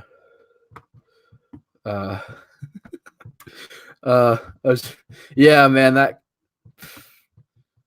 I'm having a fucking ball tonight, man. The Hatchet series, though, Hatchet 1, I enjoy. Hatchet 2 is pretty good. Hatchet 3, I really enjoy. Victor Crowley is a piece of shit. That movie is a piece of shit. But everything else I thought was actually pretty good. But the thing about Hatchet is you got to be into it. Some people utterly hate that movie. And to some degree, I can actually agree with it. Like, you know, there are some jokes in the movie that doesn't really land, or there isn't some great comedy in there. But the gore effects are there. If you like sleazy slasher movies, it's a throwback to the 80s, kind of. Not all the way, but kind of. I appreciate what Adam Green did, man. And I mean, at the time, Hatchet was so different than everything else because everything else was Japanese horror remakes or torture porn movies or some other shit that was going on back then. But at least Hatchet tried to be different than the rest of the crowd. Jeepers Creepers is pretty horribly acted, but still decent movie with a good atmosphere. The acting really wasn't that bad to me. I mean, there are maybe some certain scenes that I thought somebody's car alarm was going off. Great, but the acting probably is better than the one in Part 3. Part 3 probably has the worst acting of all of them, but it wasn't great acting, but I didn't hate it all the way. It wasn't horrible to me, but I can see you're coming from. Definitely not Oscar worthy, but yeah. Silent Night, Deadly Night is a definitely classic horror film. Thank you. But classic horror film. Thought it was very well done, cool concept. And actually, there was a movie from the 1970s, I believe from 72, is called Tales from the Dark Side. Actually has a Killer Santa Claus in that as well. So that's pretty cool. But yeah, cool concept. It would go on to be other things as well as sequels. But yeah, this is Silent Night. I can never say it. Silent Night, Deadly Night. There we go. Silent Night, Deadly Night. Number 37. Number 36 is a Hitchcock movie. And that is Alfred Hitchcock's Psycho. Now, I love Psycho 2. Psycho 3 is pretty good as well, but this one I thought was really, really well done. As far as the acting goes and characters and how revolutionary this movie really was. And I thought for as old as it is, 1960, it looks great. It has some fantastic, and I just dropped it down. That's great. But it has some great shots in it, and it has some great camera work, and Hitchcock is obviously a master of what he does. And even though I haven't heard the great things about him personally, but you know, I thought his director, you know, Yule themed horror. Oh yeah, yeah. Silent Night, Deadly Night. Third one was shitty in general. Yeah, I think I've heard about part three and part four being really bad, and there's a part five of those movies. But Psycho, I thought Anthony Perkins does a great job acting in there. I think, definitely the best part of the sequels was his acting, and Norman Bates was going to be just one of those characters that was very iconic and influential, and became a phenomenon. I mean, really did. I mean, everybody knew about Norman Bates, and really, everybody knew about that time where it was more of us a normal kind of guy and not really a slasher. And I liked that. I liked how it wasn't like just a normal slasher with the mask. It was more of just showing how, this everyday guy can snap. Anybody can snap. Anybody can be a psycho. And I like that aspect. And I mean, I can't really say much more about it. It's iconic. The music is great. I love the theme song. I love the shots. I love the. I'll definitely try to be on.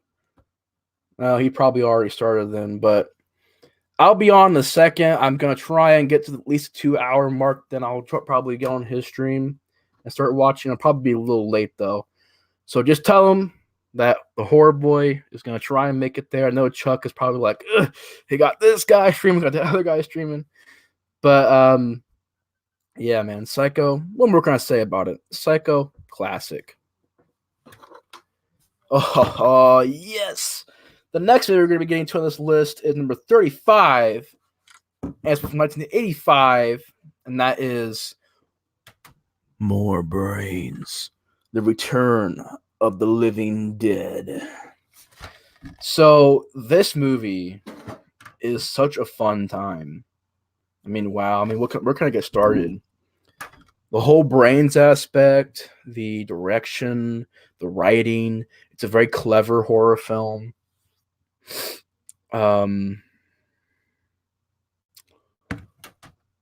Yeah, I heard about that. Yeah, Victor Salva, he's a fucking piece of shit.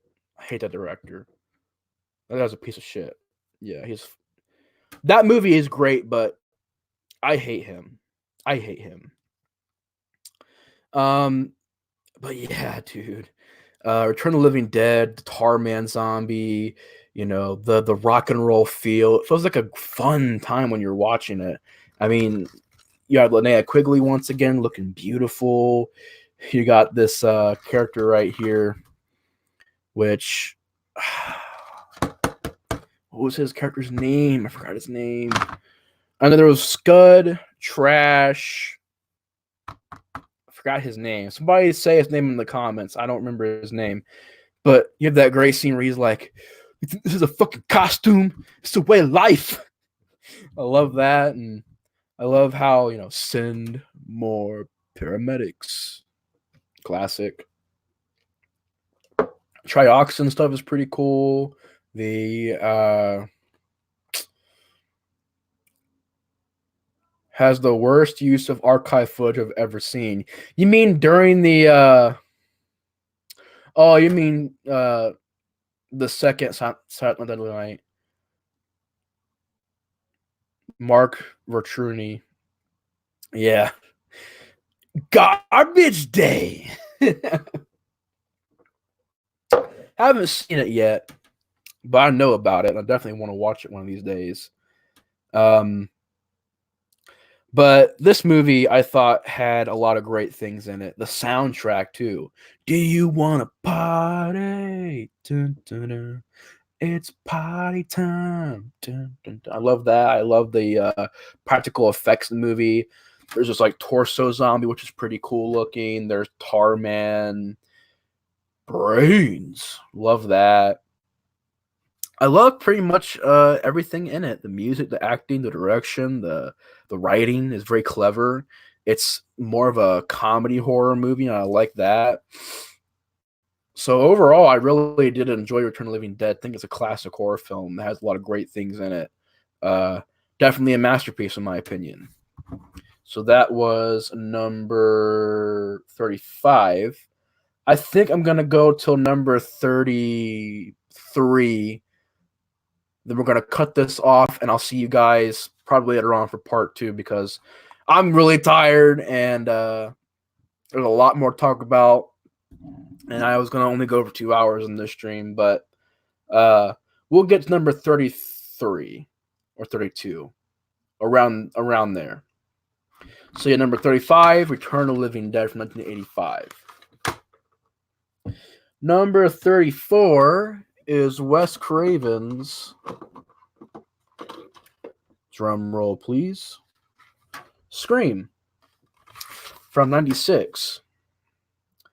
Now this has a plethora, if I can say it, of great things about it. I mean, I really enjoyed the fact that it's a more smart horror film, that it really is, not treating the fans like, dummies. It's trying to be smart. It's trying to reference other horror movies. It's trying to have red herrings and doing that classic thing. And once again, it's one of those movies from the 90s that really had a spark to it, that really nailed the, teenager, high school tone and that neo slasher film tone to it. And I really thought that was done very, very well. And yeah, I enjoyed that. I enjoyed the kills. I enjoyed the way the ghost face killer looks. I like the cast. I mean, you got David Arquette, Neve Campbell, Courtney Cox, Matthew Lillard, Rose McGowan, Skeet Ulrich, Drew Barrymore. I mean, it goes on and on and on, as well as you have, which I don't know why he's not in this credit list, but Jimmy Kennedy, he's also in this movie. But yeah, man, I mean, Scream, it's pretty much known by everybody, but I love everything about it. I love how it, has the callbacks to Halloween and Nightmare on Elm Street, and Wes Craven once again revolutionizing horror and really doing a great job at making it his own, and definitely doing his best with the tone, the writing, the direction, the acting, all done very well in this movie and nailed. But yeah, not much else I could say about Scream. Scream is boss. Yes, it is. Haven't seen Scream either. I really need to see Return of the Living Dead. It did get funny once Billy started going on the rampage, though. That's a great part of the movie. Yeah, Scream and Return of the Living Dead are both great horror films that I highly recommend. They both got their amazing things about them. I mean, Return of the Living Dead is a totally 80s kick-ass zombie movie, and this is definitely a really awesome 90s neo-slasher film. That, of course, when it came out, multiple other franchises try to do it, replicate it, and also, because you had Hellraiser that was doing it. You had Halloween H2O, which Resurrection. You had I Know What You Did Last Summer, Urban Legend, The Faculty. So a lot of those late 90s movies were really copying the tone of this movie, but Scream 1, classic. I love the actual whole franchise as a whole, but Scream 1 is fantastic. So yeah, Scream. Now we get to 33, which is one of the creepiest horror films I've ever seen, and I thought really did sell, because there's not too many horror movies that actually scared me. Like Cannibal Holocaust disturbed me. This one scares me. It creeps me out. Maniac creeps me out. The Texas Chainsaw Massacre creeped me out. A movie called The Manson Family really creeped me out and kind of disturbed me. And this is a very creepy movie to me, and that is Henry, Portrait of a Serial Killer. Now, this Blu-ray, if you're a fan of Henry, Portrait of a Serial Killer, and you want to see it on high def, the Blu-ray is very well done. Picture, sound, features, great features to it. It has a documentary. Actually, it has 2 documentaries. Deleted scenes, commentaries, 2 commentaries. Um, and I thought this was just one of those movies that was honestly scary, honestly legitimately creepy. And it's because, it's and that is dude, yeah, dude. Otis, him and Otis are two creepy guys for two different reasons. I mean, Henry is a very serious, silent, just brutal character, and Michael Rooker in the movie is fantastic. I mean, this movie, when it came out, it was so shocking that nobody really gave it credit, and it kind of just floated away into the void until like the mid '90s. It got picked back up, and finally, then it started picking up steam, and to this very day, is very infamous. And I just thought the acting was very well done. It's a very disturbing movie. The scene, the dialogue alone, and this is the thing about this movie that it nails, is that it doesn't show you all the violence. There is to be in the movie where you see a slow pan shot, or not even just to begin the movie, but throughout the entire movie, you'll see slow pan shots, and you'll see dead bodies, and you'll hear an echo sound effect of him killing these people, and it's like, that's creepy. The score is creepy. Very low tone score, but I love it. It's very well done. The camera work is well done. A lot of pan shots, wide angles, stuff like that. Really enjoyed. And Otis and Henry in the movie is very, very, very creepy. I mean, that ending scene where Otis is like raping his sister is like, wow, that's disturbing to me. That was very, very creepy. And the scene where Henry tells the story to Otis's sister, she's like, "Did you really kill your mama?" It's like, "What? Did you really kill your mama?" "I guess I did." "Yeah." She's like, "It must have made you feel so bad." He's like, "She was a whore." And then the whole story, he's like, "She made me dress and put dresses on, and she'd have men come over. My dad was there watching it." It's like, oh my God, such a dark scene. Very, very dark scene. Henry is a scary man. Yeah, I reread that, but yeah, I agree with that. I agree. Henry Portrait Serial Killer is a generally scary movie. It really is. The ending is particularly incredibly haunting. Yes, it is, because you think maybe he's gonna go off with this chick and them live happily ever after. No, it does not end like that. It gives you nothing. It gives you nothing to hold on to. It gives you no comfort. It totally takes away your comfort zone and just stubbornly doesn't want you to have that. Where you're admitting, oh yeah, well it's gonna have a good ending. No, it does not have that happy ending. Yeah, the TV Destiny is kind of funny. It's kind of crazy in a dark way. Yeah, it's kind of crazy too. Otis plug it in and blows up. Kind of a crazy death scene. Yeah, dude, that was pretty crazy. But Henry Portrait of a Serial Killer, like I said, the score, the sound effects, very overall legit a creepy movie. And I think I'm going to close the stream off with this movie because I feel like it deserves it. So this will be the last one we talk about. And then tomorrow or the day after, I'll get the part 2 of this list around the same time tomorrow that I stream this one. And that is George Romero's Creepshow. Creepshow is such a fun time. And I think as an anthology movie, really has some great segments. You got Father's Day, you've got The Lonely Death of Judy Verrill, Something That Tied You Over. They're creeping up on you. The Crate, I think is what it's called. But yeah, that stuff is all fun. It's a very fun horror movie. I think the acting in it is very well done. I love even the weaker segments. I like, Father's Day. I want my cake.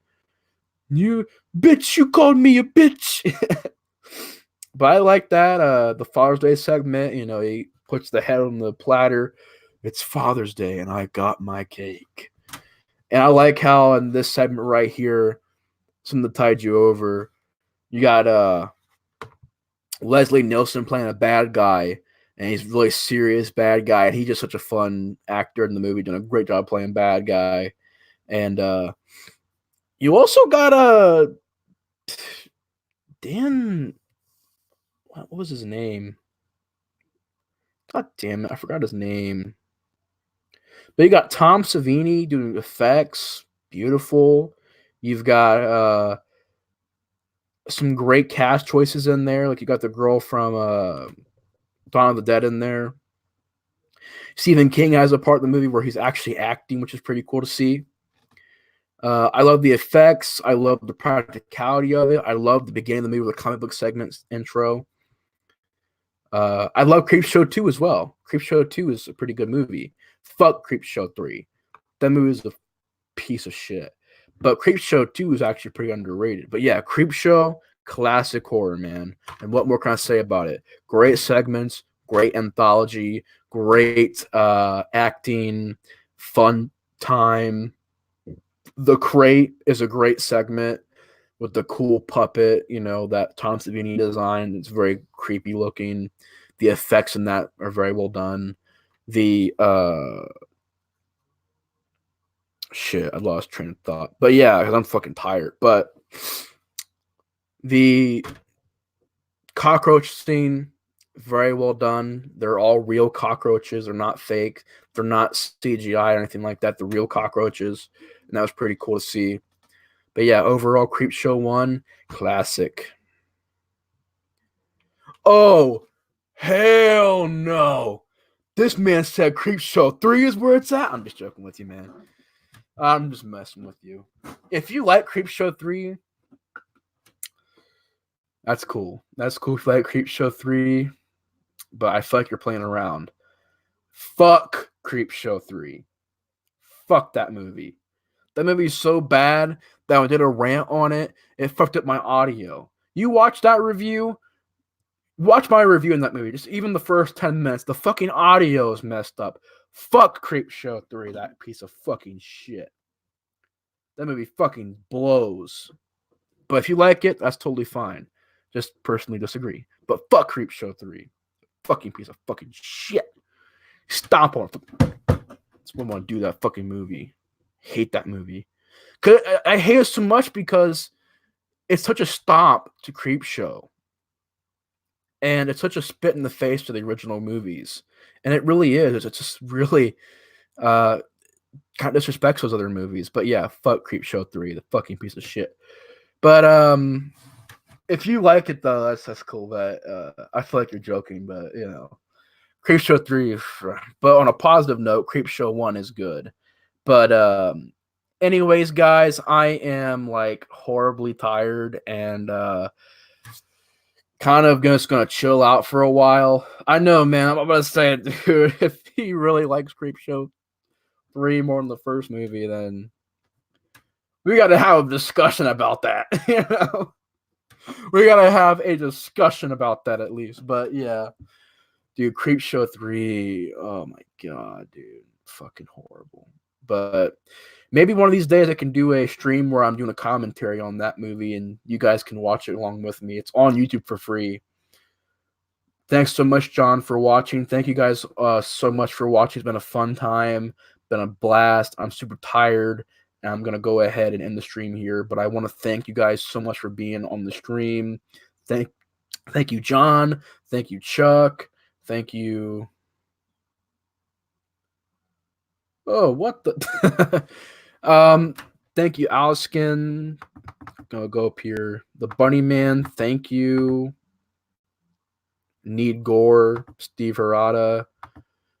Of course, the Horror Geek. Thank you guys all for so much for being on, man. I mean, I really, really enjoyed the stream. It was fun doing this with you guys. And I'll see you guys tomorrow for part 2 of the 50 greatest horror films of all time. And that'll be a lot of fun to do. Oscar says, I saw a horror movie last month, which was become one of my new favorites, Deep Red. Yeah, I want to see Deep Red so bad. I heard it was great. I liked Suspiria, so I feel like I'm going to like that one too. But yeah, guys, thanks for watching. It's been fun. Hope you guys enjoyed the video. And if you guys want to comment and comment your favorite horror films, some of your favorite ones. But anyways, guys, thanks for watching. Thank you, John. Thank you, Oscar. Thank you, everybody, for watching. The Explorer of Horror is out, and I'll see you guys later. Have a good night, y'all. Peace.